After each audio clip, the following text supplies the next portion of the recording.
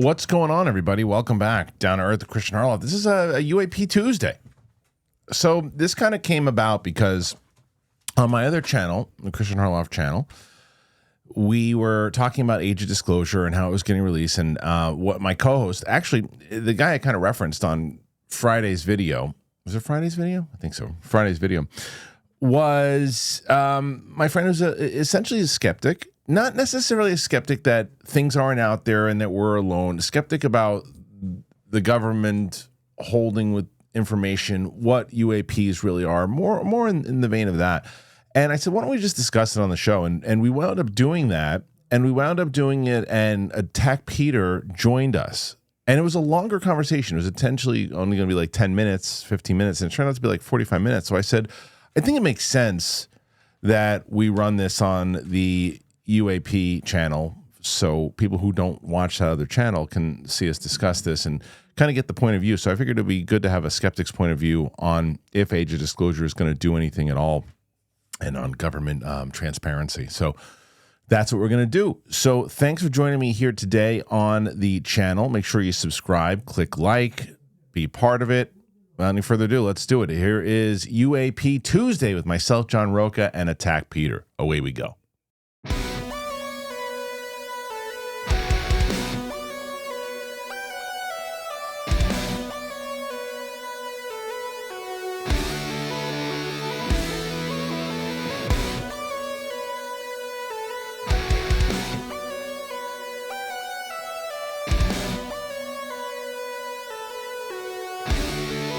You guys had a great weekend.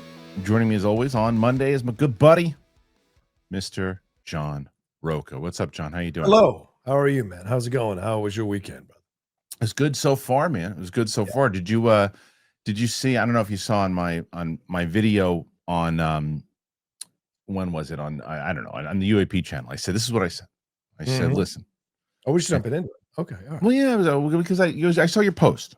You saw my post, and I responded to your post. Well, we should read my post. Don't you think? Yeah, 1,000%. We will do just that. Right, we'll do just that.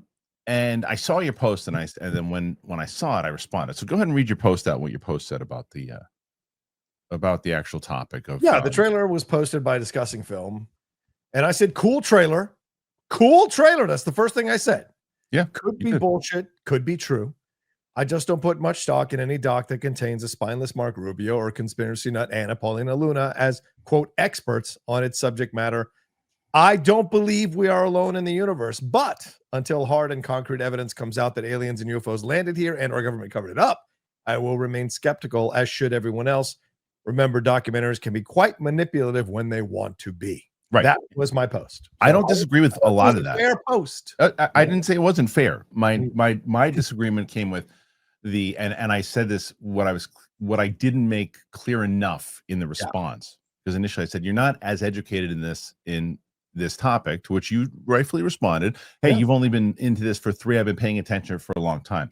I didn't mean the topic of UFOs in general. What I meant was because things move fast in this, and what has moved significantly from the last 3 years is how much the government has actually gotten involved. And what I was talking about as far as education went was more so that, yes, maybe so in that trailer, you do have one side of the aisle that is featured pretty predominantly. However, in the 2023 hearing and other things, you had AOC, Garcia, Schumer is leading the charge based off of what Harry Reid wanted to do. It's a very bipartisan topic in general. But let's read I want to read the article itself about the announcement of this, because that's what this is pertaining to and why it's relevant to our show. And then we're going to bring in Attack Peter. So let's bring in this. Hello? Why are you there? Get out of here.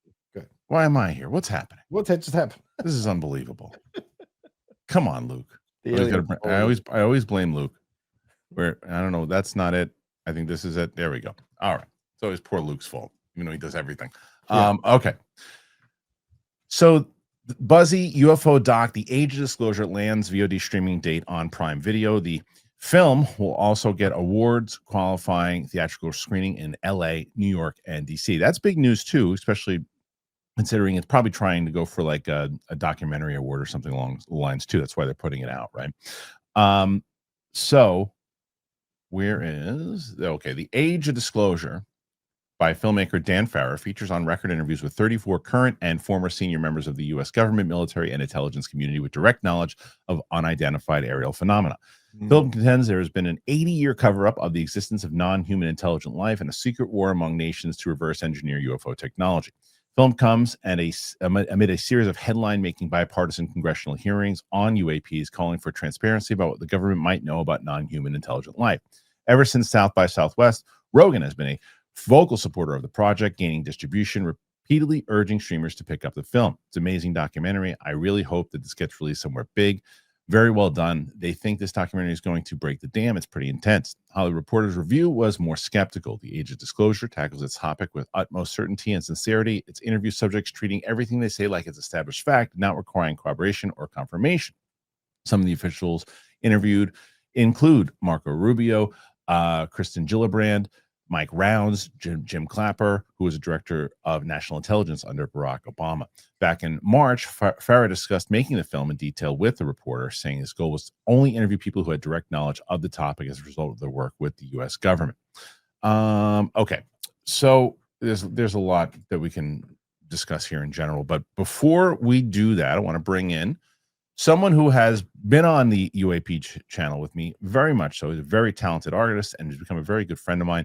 That, of course, is the one and only Attack Peter. Peter, hey, how are how's you, it going? bud? What's Hey, going I feel on? like I've broken through the dimension to this side. Happy to be here with the cool guys. What's going on? It's true. It's true. And you know, it's funny because you wrote me this morning, you're like, can't wait to watch this discussion. I was gonna watch it and like let's see how this goes from different perspectives, because I have a lot in common with Rocha on this topic, from what I see. Just different reasoning for getting to the same point of view. But we'll talk about it. I'll tell you, life has been moving at 175 miles per hour for me lately, but one of the ways that I'm able to chill out, unwind, is Cornbread Hemp's CBD gummies. I mean, I really have been able to chill out, relax with these gummies. They're formulated to work with your body, not against it. I'm not a spring chicken, but I care about maintaining my physical and mental wellness. I've been trying to get myself healthy. And Cornbread Hemp CBD gummies, they're a huge part of my wellness plan. They really make me relax. Cornbread Hemp CBD gummies, they're made to make you feel better. It doesn't matter if it's stress, it's discomfort, or you just need to chill out, relax. They use the best part of the hemp plant, which is the flower, for the purest and most potent CBD. All products are third-party lab tested and USDA organic to ensure safety and purity. So, right now, DTE listeners can save 30% off of their first order. You got to head on over to cornbreadhemp.com/DTE. Use the code DTE at checkout. It's cornbreadhemp.com/DTE. Use the code DTE. I promise you, you will thank me. Yeah, we'll talk about it. Look, here's the thing. And this is what I've said about this documentary. It came out at South by Southwest.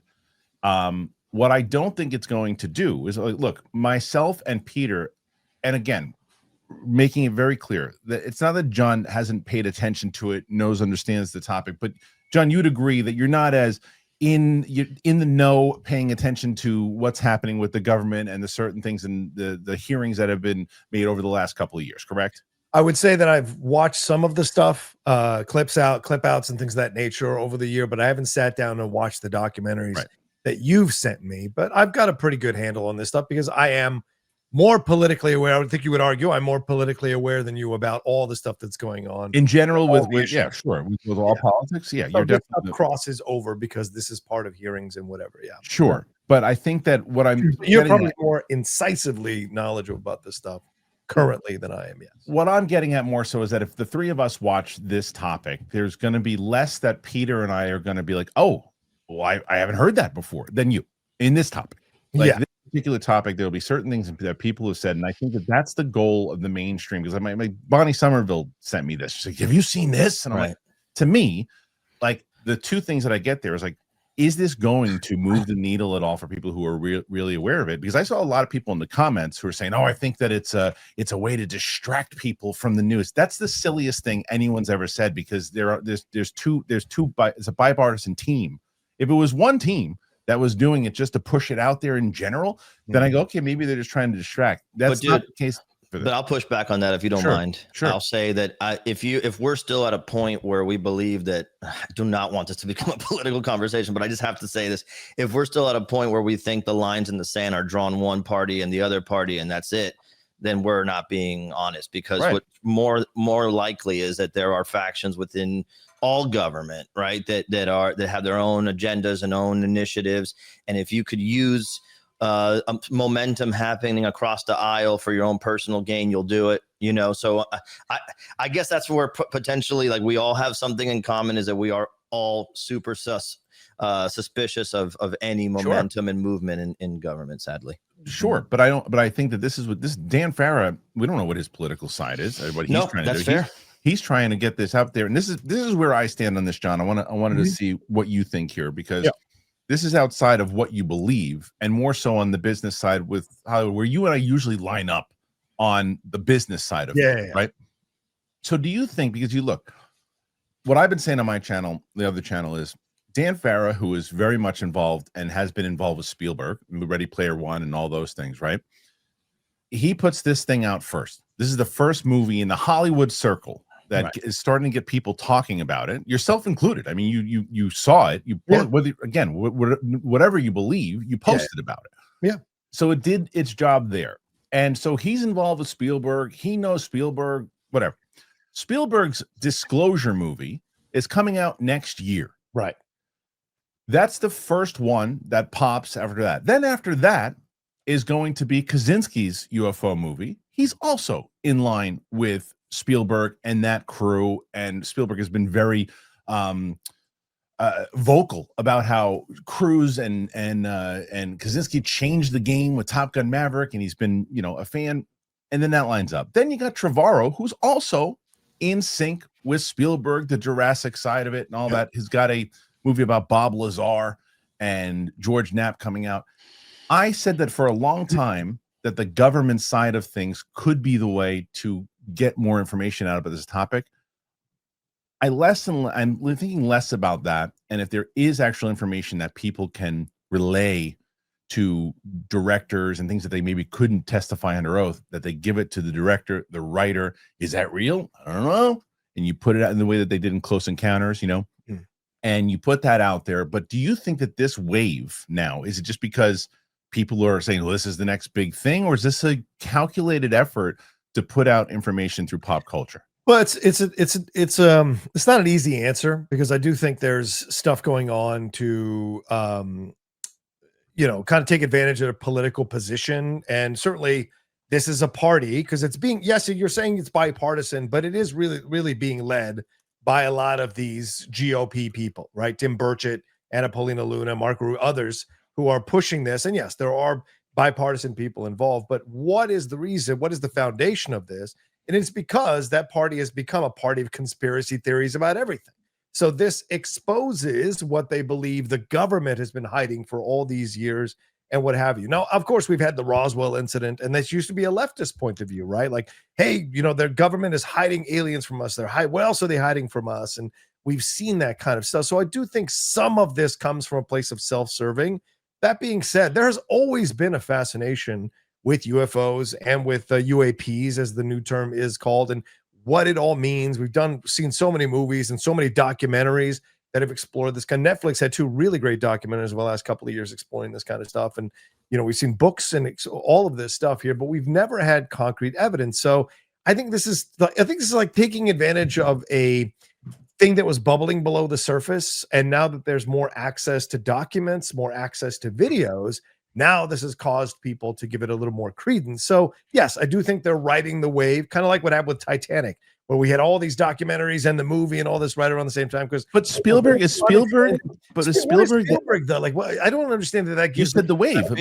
Yeah, but that Spielberg's been doing that since Close Encounters of the Third Kind. No, but that's different. UFO stuff. But this is UFO interest, right? But this is different. This is what I'm saying. Had this been about like another War of the Worlds type of movie, or E.T., or something Right, like but that. you think because he's doing videos or movies on them that somehow they now have credibility. We don't know. I'm not saying that. I there's haven't seen the no movie. evidence I don't that know the what the movie- movie is. I don't know the movie. What I'm saying is, Yeah. if it leads to, because you're still talking about the people that have been focused in this particular documentary, the right side of it, right? I don't know where Dan Farah lands, as I mentioned before.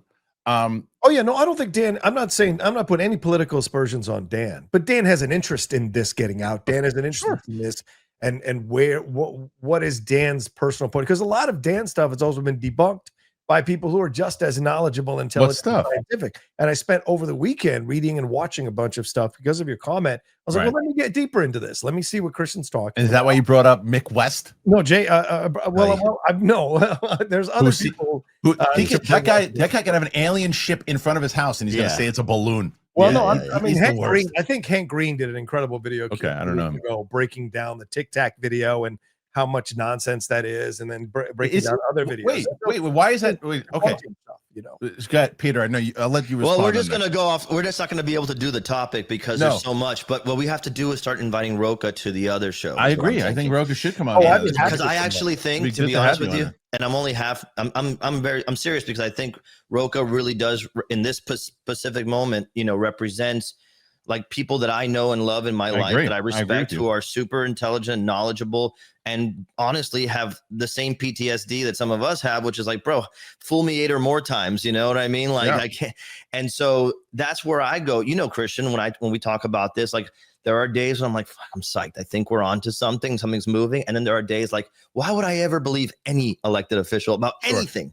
And so that's where I go back and forth. And so I do think that this is the issue, that you can't even begin to discuss this topic in an honest way until you clear out some of the rocks. And the reality is that's why this film has a challenge in front of it, because like Rocha said, in this climate, you put out something and you're asking people to believe some elected officials that have clearly, mucked themselves up on other topics. Now I got to believe them on this. Right. That's tough pill to swallow for me personally. Yeah. And I told you, as much as Marco Rubio's up there talking about how, he knows this and that, I bumped into him down here in Miami at a Cuban restaurant, a cafe window, getting coffee. And I started talking to him about Bob Lazar, and he didn't know what I was talking about. Right. So I often worry that there's a saying, I'll align with anybody to do good and no one to do bad. And so there's a chance that Dan Farah is politically neutral in this issue, but he's saying, I need something to give this credibility. And in the context of the conversation, if you have some folks who are more trustworthy, and then you throw in Marco Rubio and Anna Paulina, whose probably their parts were filmed before the latest set of controversies or whatever, maybe this will help legitimize it. Well, here's the other thing though, too, right? Because I agree with both you guys when it comes to with the politicians, and I've said this many times over. Like, make no mistake about it. Like, whether it was Luna, Burchett, and Burleson, right? They are very much so, I believe, passionate about the topic. However, their names became pushed into the spotlight even more when they started covering this topic. Now, that could be for any politician. When they find a particular topic that they might be passionate about, they really dive into it because they go, oh, this is what people are going to, this is what's helping me get my name out there, being able to do things. So I don't disagree with that. Here's where I think that this documentary can win over John Rocha. If but no, I'm using you. I agree with the John Rochas of the world, because I agree with win me over too. That's what I don't understand, because I believe, I said that in my tweet, I believe we have been visited. I believe that there are intelligent life out there. I just don't know if I believe this movement, that this idea that the government has a global conspiracy to. Well, no, this documentary has a pretty specific point of view, by the way, from what I'm understanding, which is please don't put us in jail when you find out we've been hiding life-changing technology from the people in other companies. And to be honest with you, that is the most compelling part of this whole thing, because I don't think, from what I've heard, there's anything really like needle moving in terms of what the phenomena is. Instead, it's like, have corporations, hijacked our ability to live the lives that we want to live. It shows you the power beyond like how powerful Like, because John, I think that that's the misconception also, is when you go, well, the government wouldn't be able to hold these type of secrets, right? And the question is, how powerful is a company like Lockheed Martin, right? How powerful is a company like that to where they'd be able to keep secrets? How powerful, you look at, like, say, the NRA, and look what they've done in general, what they're able to do in general, and look at how powerful potentially a company like a Lockheed Martin could be in holding secrets. Because are you familiar with Hal Puthoff, John? Hal Puthoff? I know, I'm not familiar with Okay. Hal Puthoff. So I would encourage you that if you do get into this topic, to look into him. And he was someone who was very much involved, that he says on the record that while he was with the Bush administration and other things, that there were conversations at times to bring disclosure forth to the public, and it was ultimately ruled out. But anyway, where I think, like I said, won over, and I'm saying to you, where I think you might get won over with this particular narrative is depending on who they're speaking to outside of politicians. Because if you look, for me, where I think they could win you over is the military people that have been involved. And that is like someone like a Tim Gallaudet. And you look at people like these Ryan Graves and Fravor, and you look at these military people highly. I mean, and how much do you know about David Grush, by the way? Well, what I know about is these military people is that when you look at this stuff, how qualified are they to actually determine what this is? They can qualify what their experience with the object was, but they're not always schooled in knowing what exactly, like, a camera is doing, what the flares are, what the speed of this stuff is. They're not always skilled at that. So when they're speaking about stuff, they're speaking about stuff from their own personal experience, having been in a plane and seen this stuff, right? That's the difference there. And I think these are the things that we have to, if you're going to explore this, you've got to create as much belief as skepticism, so that you come out from the other side going, look, I've explored all the possibilities, and this is where I land on it, which is why I look at it with a healthy dose of both, because I want to, it's not that I don't want to believe anybody. It's more a matter of, I want to see what's here. I want to really see the evidence, and I want to challenge the evidence. Yeah. Because that's how you come out feeling even more secure in what you believe. Not a lot of people like to be challenged. I enjoy it. Yeah. You know what's funny, Kristian? Like, I so sympathize with what he's saying, because I'm just thinking, like, I'm at a point now where I do believe there's something else out there that we don't understand, whether it's, other species, an ancient race, or whatever it is, an intelligent designer that we just can't even, or just another state of consciousness that my limited brain can't even articulate. And my biggest concern now is how much of that is going to be manipulated to get people like me on board with giving up more rights, or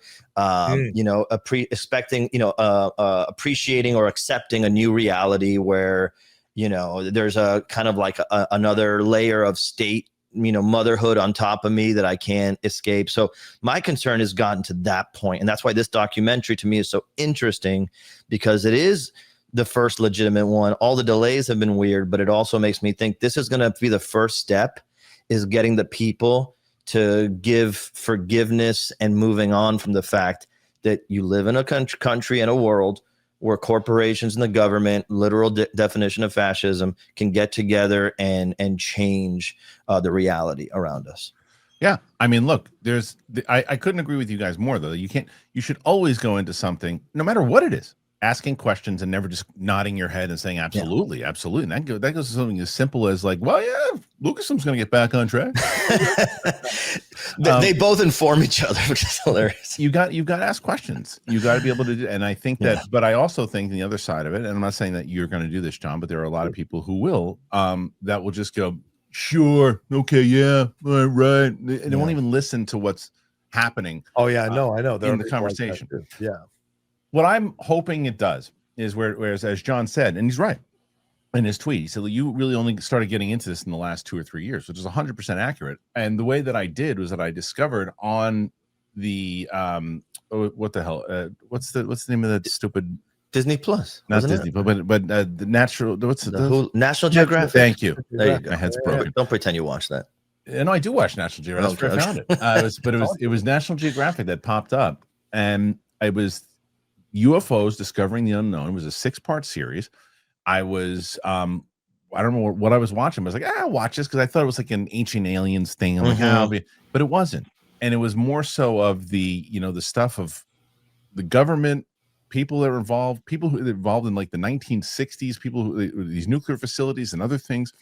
And I was like, this is pretty fascinating. And then a month later, the David Grush stuff happened when he came out, because that goes outside of what John was talking about with just the pilots, because I don't disagree that there are certain things that pilots could see that we don't necessarily know, that they might not necessarily know. But when you hear Fravor's testimony about the way that it moved and other things that he was very close to it, it's another conversation. But I go outside of that and really pay attention to what David Grush said, because he wasn't on the floor. He was running this program for the government, led by, again, Harry Reid, very opposite of the Lunas and everybody else of the world, who then asked Chuck Schumer to get involved in it. So it's this entire, it depends on who's talking and it depends on what is said.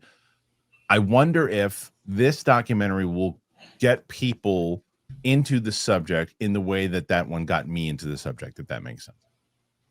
So yeah, I mean, I think it'll be fascinating because it'll have to be about how much is in this, because I've read a few reviews on it. Collider gave it like 2.5 stars because it said it wasn't as groundbreaking as it was trying to be, but the main person they focused on was the best person in the documentary. Can I, for a second, hold the thought.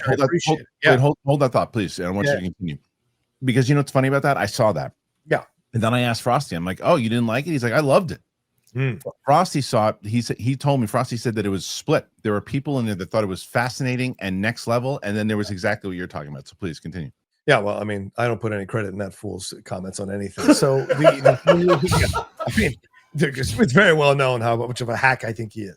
Anyway, when you look at this stuff, to me, I look at it and I go, okay, is it going to accomplish its goals? Is it going to get across? And we've seen, and like you said, you got into it, Nat Geo. I've seen documentaries since the 1970s, Leonard Nimoy voicing over In Search of episodes about UFO stuff. I've watched Unsolved Mysteries since the 1980s about UFO stuff. I lived in Virginia where there was that famous UFO sighting, you know, with a couple there. And so I've been I've checked out books from the library. If you could have found my stuff where I've researched this stuff when I was a teenager. So I've always been interested in this stuff. In the topic in general. But in the topic in general, 100%. But the government side of it has been significantly different over the last 3 years. The government side. Yeah, because more of these people who believe in conspiracy theories have gotten. No, that's not true. Would you say that's not true? Would you say Garcia, AOC, again, Harry Reid, Schumer? Do you think Schumer? But I'm talking about the people who instigated this initially. Yes, AOC has come. That was Schumer. No, but Harry Reid is the Reid and primary. Schumer were the first. Nevada, I know. I love Harry Reid, and so I like the idea. But if I get to the point, my point is that I like the idea of wanting more. How can I say this? More openness. I want stuff to be released, right? Those JFK files that got released recently, which are not going to have anything in them. But you see this idea. I'm all for open. You know me, Kristian. Yeah. I'm all for transparency. I even want fucking Oscar voters to put their ballots online. Like I want transparency on everything. I am definitely aligned with you guys and with everybody involved in this 100%. The problem I have is that the people involved in this, some of the people involved in this, are also trying to hide other files, other documentation, other things where they don't have as much fervor to get that shit released. Oh, it hurts their credibility. Rocha, if you go down, if the rabbit hole that at least I'm sure Kristian and I have both in some part been down in the last few years, you get to a point where you're like, are these things connected, dude? Like, are one set of files being used to suppress other files coming out? You know, right. Where are all these bipartisan meetings to get these Epstein files out, to get this stuff out? And it's like, well, no, we have to look at it, and we. But that's my point. And you know, so I want everything out there. Yeah. No, dude. Because I believe this idea that the American people can't fucking handle it has been bullshit. The cop-out excuse since the inception of our government. No, we have handled world wars, nuclear 100%. threats, and pandemics. We can't handle. That's a straight out cop-out. I'm with you. Because 100%. Here's the real, and Peter and I have talked about this too. We're blue in the face on the other channel. Is that here's the reason why. This is the main reason why. Let's say we're all in agreement. Let's say there was cover-up. There was reverse engineering programs. And all that. But here's the reason why they're not doing it.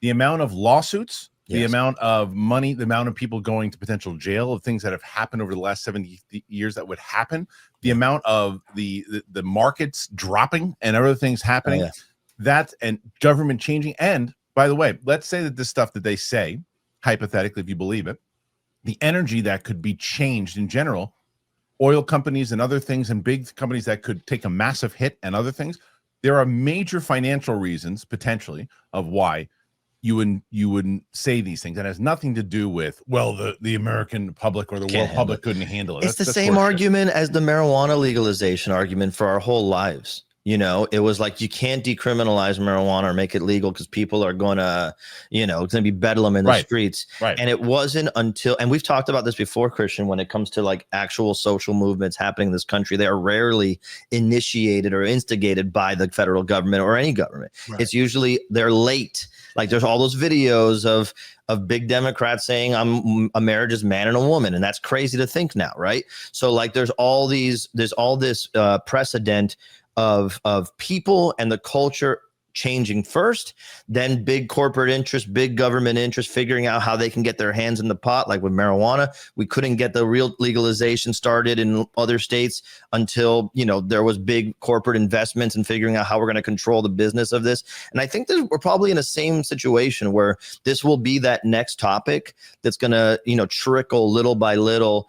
And simultaneously, and maybe someone is thinking of this, simultaneously, it kind of like treats us like boiling frogs, where they just turn up the temperature on disclosure a little bit at a time. So if it does freak anybody out, it will freak them out less. Well, but that was my point with what I was trying to say before. I don't like it though. But that was my point. I was trying to say before is like, if this does hit, let's say that people like John, other people start to go, oh, okay, well, there were a couple of things that were pretty fascinating that he starts to do more research on it. Other people who are in the chat skeptical about it starts to do a little more research on it and becomes more of that thing. It is a way then for Spielberg to put more information, because the reason why I brought that up before, John, when you asked that question of like, why would Spielberg go outside? He's always been doing this UFO stuff, because this particular topic is more about disclosure from what he's talking about. He pays attention very much to what's happening. Now, the other side of it is the Kaczynski side. Excuse me. And I asked you, fuck. They got him. Yeah, I know they got me. I asked you earlier, how familiar were you with David Grush? Right. No, I'm not that familiar with it. So David Grush is the whistleblower who testified in 2023. He's got the most mainstream coverage on this in general. He is a consultant on Kaczynski's movie. Mm-hmm. And a lot of people think that it might actually be his story unofficially. Right. And that's a way for them to put out more information, because a lot of these people can't testify under oath because they're not protected. There's not a great protection program for a lot of these witnesses that they won't, like their government. Part of the Whistleblower Act that they're trying to pass. Right. Yeah. Look how good we've treated the whistleblowers in the past 20 years. Terribly. Like the government. On both sides of the government jobs, like everything. There's no, like you look at, like, as I mentioned to you in our back and forth, Jay Stratton, who's going to be talking in this documentary. He hasn't testified, and he would be a major witness, but he's not protected enough.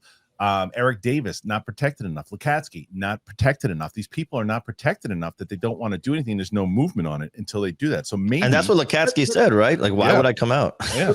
Let's pull this out to the macro level, because I want to, like I said, I'm a little more politically aware than you are about this kind of about all this kind of stuff. And it's not an insult, just that I know you don't have that much in diamond. So let's pull this out, right? If you have Anna Paulina, who is one of Trump's sycophants, running this stuff with other people. She just runs the task force. She just runs the task force with Burchett. And then you have Trump in charge of both all the intelligence divisions we see now and the DOJ and the Department of War. Then where is this fear coming from that they would be put into prison or whatever? If it's all being led by people who Trump approved of to explore this stuff, no. Then where is the I think he's referring. No, I'm talking about the 70, 80 years of cover-up, John. Even when the same thing was happening. Whistleblowers, not necessarily. No one's going to go after these whistleblowers. No. I know what he's talking about, Peter. What he's talking about was what I said earlier about that. If this came out, that they would be going after people to go to jail and those things.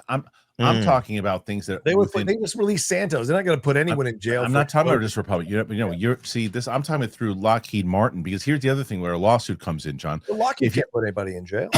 No. Going to jail from Lockheed. Like, so for example, if the rumors and everything else is true that Lockheed Martin and other companies got a hold of these things before anybody else did, right? That they did it without the proper way of, like, let's say you're a company that specializes in this kind of science and you were never consulted. You could sue the shit out of me for that, because it's a monopoly. and you can, and that's the type of lawsuits I'm talking about. That's how. So because But if to push back against what you were saying, they signed a contract. But wait, to push back what you were saying, when Biden was under administration, Schumer was running this thing, not Luna. Right. Schumer was running it. She's running it now, but nothing has changed as far as like the way that it was being pushed. Is just she has now a couple more people, and they're the ones who are leading it the way that they're leading other things. That hasn't changed. Schumer was the one who was. But the Biden administration is not the Trump. I mean, that's not an autocracy, which is what you see happening now. That's the difference, is what I'm saying. I'm just saying Democrats were in the lead of this thing, getting sued or going to jail, because it was a more impartial approach. Whether people want to believe it or not in their conspiracy theory, it was more of an impartial approach. What we see now is very partial. So I would imagine whistleblowers now and a lot of these business guys are in league with Trump. So why would they go after these people? That's the thing you've got to kind of clarify here. And I'm telling you, people who understand how this is working now, it doesn't seem to, the points don't seem to add up. If you're saying the whistleblowers would get in trouble for this stuff by Lockheed Martin, but if Trump said, don't sue them, or I'm going to take away, or I'll put tariffs on your shit, they wouldn't sue him. So there's more power now for the government to get this stuff out there, and for whistleblowers speak their truth. If Trump wanted this to happen, he could make it happen 1,000%, you know? Rocha, I think one of the points is, for example, the accusation or the theory that potentially over the last 6 decades or whatever it is, the government had played favorites with corporations. That's always been the case in the history of America. 100%. So but in this particular topic, one of the assertions or one of the theories is that if Lockheed Martin or one of these military industrial corporations has had access to this technology, the 0 point energy technology, whether it came from an extraterrestrial race or whether we just figured it out or whatever it is. The point is, if they were given access to it, therefore someone else wasn't given access to it in the competitive space, that the rival to Lockheed Martin would have a case against the federal government for that, because of, there's just laws in the books against that sort of thing. Well, of course. That is one of the current prevailing theories as what might be holding back some disclosure, is that go ahead, Peter. Sorry, I don't mean to interrupt. No, it's okay.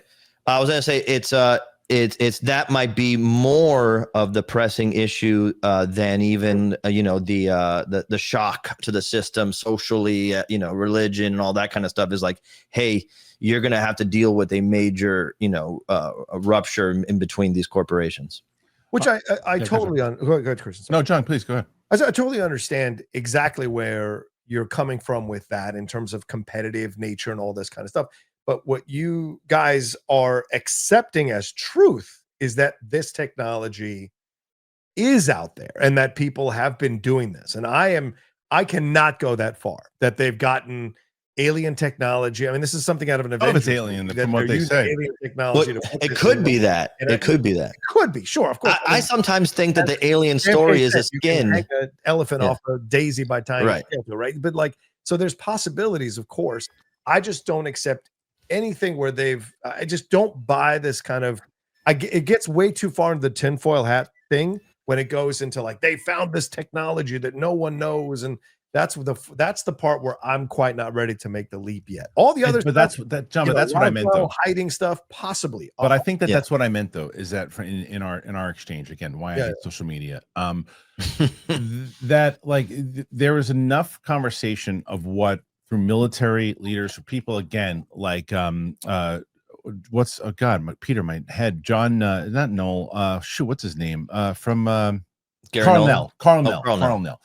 When you listen to people like Carl Nell, and you look at these people that are speaking now and the things that they say in general about the things that were recovered, if you just casually or looking at it, you can have the kind of far-fetched idea of this is so silly that they're saying they recovered these things. And I don't blame you for feeling that way. But when you look at enough of these military people who have said these particular things, who don't have an agenda, some of these people who don't, some of them do, but some of them don't. Timothy Gallaudet, people along that nature. And you look at it, it starts to make you think, because I've said this many times over, I say it on my channel all the time, I do not believe that it's alien for this reason alone. 3i Atlas. is this thing that's coming towards us. We don't know what it is. Is it a comet? Is it we don't know. There's Harvard scientist Avi Loeb said it could be something outside of this, maybe life or alien life or whatever it might be. Let's say that that's the fact. We've been tracking this thing for like months. So it's getting in orbit. So you even if it's going faster than anything ever, it still takes that long to get there to where you'd see it. I don't believe any of these things that have been flying around, whether it's the stuff over Langley, whether it's the stuff, over Jersey, or I don't think that has anything to do with alien life coming out all the way through. Now, when you look, I just watched Interstellar and you watch it, like you listen to quantum physics people talk again. To me, it is more realistic, in my opinion, of bending time and space and finding ways with technology of dimensions. I don't know the way time and space works, and anybody who thinks that they do are out of their minds. There are ways. I think bending time and space is way more realistic and possible than I do people coming from other planets. You think interdimensional travel is what you're talking about? I think that has a lot. I think that is way more realistic than us just thinking that things are coming from at space light speed and we didn't track it. I think that it is way like there's a prevailing theory that folks have figured out, anti-gravity and all these things. Anti-gravity, and it relates, like Kristian's saying, time and space travel. So it's like you get to a certain point where, and it's kind of the quantum physics of it all. Again, too stupid to know much about it. But the point is that there's so much about that separate from the UAP and alien topic that it makes you think, is there like a branch of science that kind of happened, like in the DARPA sphere and in these military industrial complex corporations, and like, we don't need to share this. Like we went to the Manhattan Project once, that was a little stressful. We were trying to keep it from other countries and other militaries. Why don't we just say, if this ever shows up, it's an alien, which is something I think about often too. Like either we found this technology and try to figure it out, or we had, it was created or discovered, right? There's great stuff about this inventor, Rocha. If you get a chance, look up Thomas Townsend Brown, who's supposedly the archetype that Doc Brown was based on. Again, another Spielberg connection.